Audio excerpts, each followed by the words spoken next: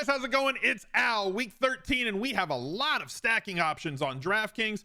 I mean, NFL DFS is just more fun when the salaries are priced at a point where you can make lineups. It's not quite pick 'em, but it's not too restrictive. And I think that DraftKings has done a good job of finding that kind of Goldilocks zone where it's fun again to make lineups. You can have different routes to go in tournaments and not feel like certain players are off limits because you can't possibly get them or combinations, including them, in the lineups. And it's what makes this video one of the most fun videos of the week for me. Now, a lot of weeks there's like 6, 7, 8 stacks that I think are really solid. I got 10 stacks graded out as very positive stacks on the week. I'm only going to focus on 5 of them.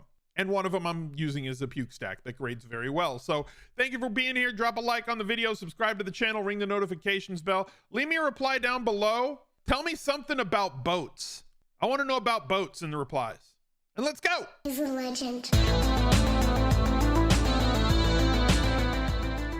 The Smiz Gang Listener League rides again in week 13, $35,000 prize pool and absolutely no rake. The only way to get in, it's not a lobby game, is to go to smizzle.tv/links, $10 to enter 3 max. I will shout out the top 10, all the winners, the top 10 finishers on the recap video on the Fantasy Football channel next Monday. Here's a sneak peek of what the link tree looks like. You can follow me on Twitch for the live streams. I'll be live Sunday morning.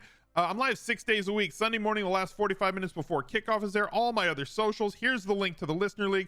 Make sure that you join the Discord. We're raising money for No Kid Hungry. If you wanted to donate there, this is where you do it. Absolutely everything. There's the YouTube channel for the Fantasy Football channel if you haven't gotten to that yet. And it gives you a link to take you to Best Buys for week 13. So if you wanted a little bit more in-depth view of my article that comes out every Thursday morning on ESPN Plus, it just came out today, fresh, hot off the presses. So go to the link tree, smizzle.tv/links, and go check it out. First stack, you saw him on the cover. It's Justin Herbert. There is a direct correlation between Justin Herbert and his ability to post efficient and big-time games to when his wide receivers are more healthy and on the field and doing things that those stud wide receivers do. So Keenan Allen coming back has kind of elevated his efficiency. Well, you look at that. He went from throwing for like 60% completion to 70% completion to being 75% the last 2 games with Keenan Allen back inactive.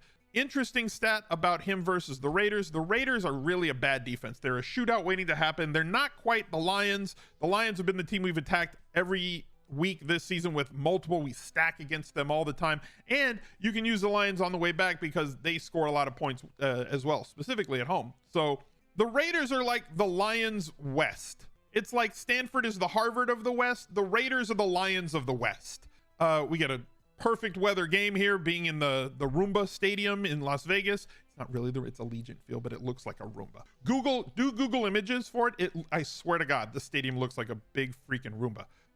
And Herbert is just one of my favorite quarterbacks to watch. And the touchdowns are on the way up. That interesting stat, he's played them 5 times, the Raiders. All 5 times he's thrown for multiple touchdowns. The last 3, he's thrown for 3 or more touchdowns against the Raiders. So the Chargers have the Raiders kind of figured out. Herbert has curb stomped them the last few times that they've played. Could be another big game incoming here.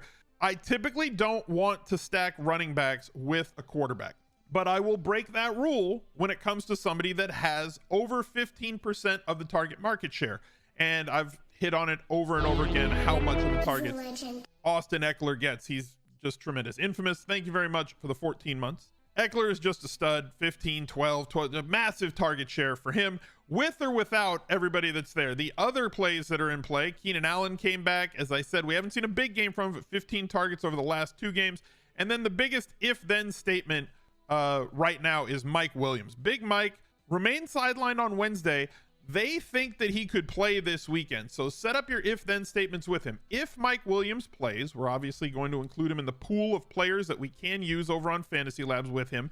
If he's in, that demotes Josh Palmer to the wide receiver 3, which in this offense still has a lot of value and merit. And it's better for Josh Palmer to be a 2 or a 3, very honestly, because now he can do and roam the way that he needs to. This is what he's done as the number 2 in all the games that Mike Williams has not played, and one that he's played but left really early. He is really blossoming into a more every week option. He's only 5,600, but the person that gets affected the most would be DeAndre Carter. If Mike Williams plays, DeAndre Carter is nothing more than a showdown dart throw. And I'm not going to be playing him. If Mike Williams does not play, DeAndre Carter is 3,900 and very much a value in that spot. A couple of players that are very easy to bring back with on the Raiders as well. Love the Herbert doubles this week. Joe Burrow is going to be another player that's extremely popular, partially because he's playing Kansas City, partially because Jamar Chase comes back this week. He's done very well without him, posting a 31-point day. We're always looking, we're hunting in GPPs for those 30-plus DraftKings days from a quarterback, because typically those are the days that provide us with the most value to win a tournament, right? I don't care. Like, if you play a quarterback and they have 18 fantasy points or 19 fantasy points, you're just not winning a tournament anyway, whether you stack or don't stack. But if you double stack and they have over 30 fantasy points, I've detailed all of this in the Discord with the exact numbers historically for the last like 5 years, what the wide receiver, what pass catcher 1 has, what the pass catcher 2 ends up with. Basically, that double stack ends up netting you somewhere around like 90 something points between the three of them, 85 to 95 points on average, when you double stack when they have those amount of points. Patrick Mahomes is tough to double stack with because it's, 1, he's super pricey. 2, Travis Kelce, who you're going to lock to him anyway, is also super pricey. And then it's a crapshoot of who's going to be the other wide receiver to garner touchdowns, and some of them are priced at points that are difficult to get to. But Joe Burrow's like 1,400 less. You could still get access to Mahomes by using Kelce in a Burrow stack. And like I said, you get Jamar Chase back this week. He says he's a full go. We're going to have to see how it goes. Limited practice on Wednesday. I don't pay much attention to Wednesday practice reports. I care much more about Friday. Thursday will, pique my interest. If he's not practicing on Thursday, it'll really pique my interest. But like, he said he was pretty ready to go last week and then kind of backed off at the end. I'm not sure if he's going to jump back to these double-digit target numbers in the first game back. There's certainly a chance that he may at 7,900. T. Higgins, unaffected, to be very honest with you. He posts really big games, or has posted really big games when Chase has been out. He posted big games when Jamar Chase was there. He is a very good wide receiver. He probably has a little bit more touchdown upside when Jamar Chase is out, but he runs against more one-on-one coverage when Jamar Chase is in. Tyler Boyd kind of as a dart throw at tight end.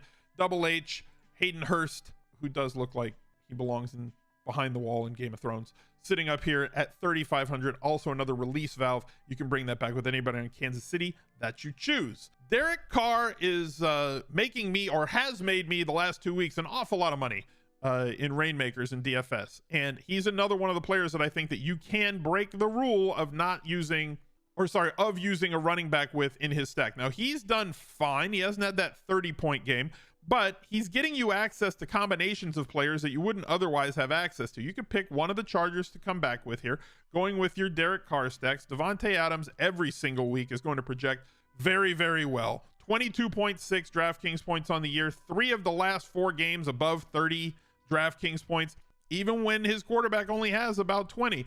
And on the other side of that, you can also use Josh Jacobs in a stack with him because of the amount of targets that he's getting. My number is usually 15%, but he's getting so much volume anyway that it doesn't have to come in the passing game, where he's just going to score a lot of points. And you get, I'm not expecting 50 fantasy points, but like, if you're getting 20 from him at 8K against a Chargers defense that has not stopped any running backs, and I know he is not supposed to practice Wednesday, Thursday, Friday. They're not expecting him. He is trending towards playing. It looks right now, as I'm recording this on Thursday morning at 10 a.m. Pacific time, that he is going to play this weekend. So forget about Zamir White, forget about Amir Abdullah, forget about any of the other running backs, Bolden, whatever else is on this team.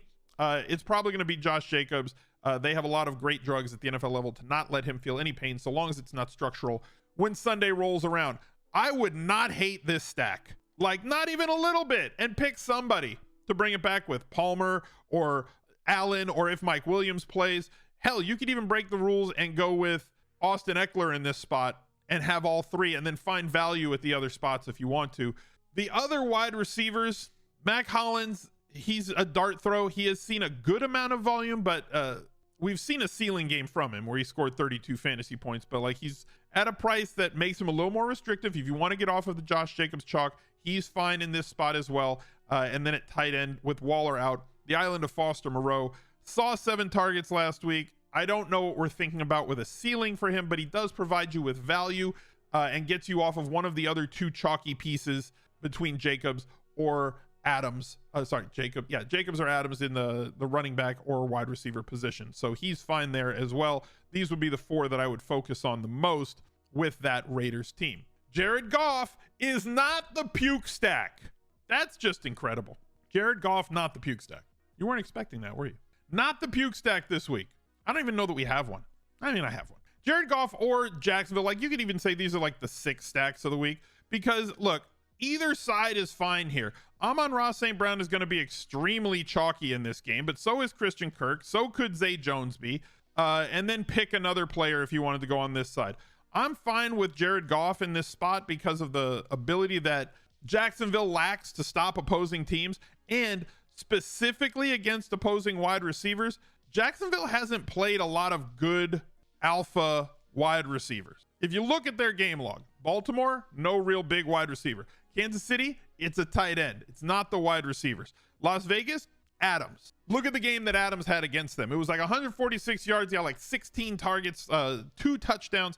And then Denver, no. They have an alpha wide receiver, but like they can't get it to him because of their coach, offensive line, and Broncos country let's ride. The Giants, no wide receivers to speak of. And then Indy, back in week 6, Pittman had a similar day, like 10 catches, 13 targets, 130 yards, touch. Like when they square off against an alpha wide receiver, those alpha wide receivers kind of go nuts, which means Amon-Ra St. Brown is certainly in that spot to be able to do so with his 35% market share since the TJ Hawkinson trade. On the other side of it, this is just a game stack situation, guys. We saw it with Seattle against them. We've seen it too many times. Trevor Lawrence, very efficient the last 3 weeks, over 72% of his targets being completed. Detroit has not stopped anybody in this spot. Double stack either side of this that you want. Very easy bring back plays. So basically just stack this entire game as much as you want. It will be chalky. Find your ways through it. And the puke stack of the week, Mike White. I think people are not going to hate this one. I think people are going to like this puke stack. I think people are going to be on board. For some reason, usually when I put up the puke stack, chat starts rioting. Like, and the reply is like, I'm never playing that. I'm not doing that. That's ridiculous. No way, no how, no way, streamer, not happening. But like, Garrett Wilson's going to be kind of chalky. 3 of the last 4 games, 7, 9, 8 targets. 95% of White's throws were on target last week. He ran 2 of them in for touchdowns after getting like, he was peppered early and then the rain started coming down. Ain't going to be any rain when they go to Minnesota. That's a leaky defense. Hopefully it's not a leaky roof. On the other side, and I know Elijah Moore caught 2 balls. One of them was for a touchdown. All of us who drafted him in best ball were like, he's playing. This is great. But like he played 1/3 of the snap. He played 22 snaps. We need to see that expand, right? We need to see his snap count expand. Right now, Corey Davis is playing about 2/3 of the snaps, 65-70% of the snaps, not getting very much service. I think that Gronklin is probably the best bet as the secondary guy, playing 90% of snaps and running routes on a lot of the dropbacks right now, and only 3,100, allowing you a release valve around this value double, probably Wilson, Gronklin, and White, to let you get the high up expensive running backs and have a very expensive secondary stack as well. And it's not difficult to find ways to come back on Minnesota. Let's go over and take a look at the Fantasy Labs lineup builder. There's a how to win on DraftKings playlist. If you've never checked that out on this channel, go check it out. In August, I did a how to use all of my rules that I put in to the Fantasy Labs lineup builder for main slates. So we're going to isolate to those. Here they are really quickly. Pair your quarterback with exactly 2 wide receivers from the same team, excluding the Chargers. I'm going to pair quarterback with exactly 2 running back wide receiver tight ends from including only the Chargers. If you want to expand this to Las Vegas, you can do that too. You can expand it to any team you want. You can expand it to New Orleans, expand it wherever you want. That will mean that I can have Jacobs in this team. This would mean that I can have that. Pair your quarterback with exactly 0 running backs from the same team, excluding the Chargers. Pair your wide receiver. Make sure this is how I get a secondary stack. And you can limit this to include only the teams you want secondary stacks from. So if you want one-off players where there's a guy I want on this 1 wide receiver, but I don't want to have anybody coming back on the other team because I don't think that it's a good matchup, put in your including only for your secondaries there. Limit to at most 1 running back from the same team. You could say this from the same game. You could say from the same team, unless they're paired with that. And then I make sure that there's going to be 1 player with less than 12%. I'll optimize these and make sure that you go check out everything they have over at Fantasy Labs. Your best bet is to go to smizzle.tv/labs with an uppercase L. That link is down below in the description. Just click show more if you wanted to find it.